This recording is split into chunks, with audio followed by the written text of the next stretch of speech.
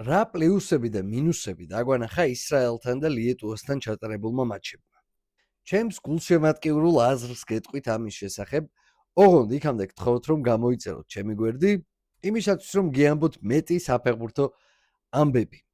ახლა კი საქმეზე.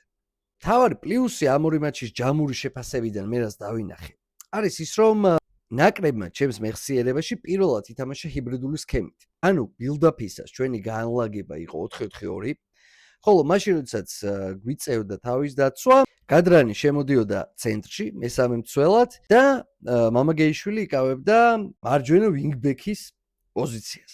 ეს პრინციპში ხდებოდა ორივე შემთხვევაში. ეხლა რატომ მივიჩნევ ამას პლუსად? იმიტომ რომ საქართველოს ნაკრებს ზოგადად ისტორიულად მაინდამაინც ტაქტიკურად ისეთი განსწავლული თამაში არასდროს არ ახასიათებდა ხოლმე. ყოველთვის უფრო დომინირებდა ქაოსი, ემოციები და ამ ემოციების ხარჯზე მიღწეული ხან წარმატებები, ხანაც წარმატებლობები. ამჯერად კი რაღაცა გარკვეული ტაქტიკური გეგმა, რაც ნაკრებს ჰქონდა, აშკარად თვალშისაცემი იყო. მაგრამ მეორე მომენტია, ეს გეგმა როგორ განხორციელდა.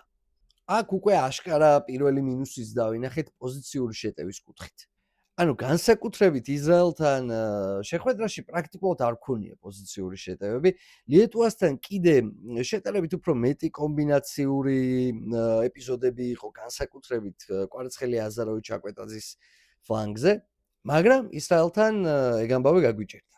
ასევე აშკარა პლუსია ჩემი აზრით ახალი სახეები ნაკრებში. ძალიან კარგი შთაბეჭდილება დატოვა მამაგეიშვილმა. სწორ გადაწყვეტილებებს იღებდა სათამაშო ეპიზოდებში, აქტიური იყო, რამოდენიმე საკმაოდ საინტერესო პასით შემოგთავაზა, განსაკუთრებით ლიეტუვასთან მატჩში მიქაუტაძის მეორე გოლი სწორედ მამაგეიშვილი საკმაოდ საინტერესო პასით დაიწყო და მგონი ამ ორი თამაშის ხარჯზე ნაკრების განაცხადში თავისი ადგილი სამომავლოდაც დაიბევა. თავარია ესე განაგრძელოს პროგრესირება, რა თქმა უნდა რა. თლიანობაში მგონია რომ ნაკრებისთვის საკმაოდ ნაყოფიერი თამაშები გამოდგა. ასაგებია რომ გულშემატკივარს მეტი სანახაობა გვინდა და ის დაუშვათ უკმაყოფილება რაც დარჩა განსაკუთრებით ისრაელთან თამაშის შემდეგ გულშემატკივრებს. ასაგებია, ლოგიკურია, ბუნებრივია ეგ ამბავი. თუმცა, ცოტა მშვიდი და ცივი გონებით თუ შევაფასებთ ამ შეხვედრებს, მგონია რომ პოზიტივის დანახვა საკმაოდ ბევრის შეიძლება. მოგებაც ვნახეთ, ჟორჟის და კვარას დუბლებიც ვნახეთ, ახალი ფეხბურთელების დავტესტეთ, ახალი რაღაცა გარკვეული ტაქტიკური გადაწყვეტების დავტესტეთ, ასე რომ წარმატებები ჩვენს გუნდს.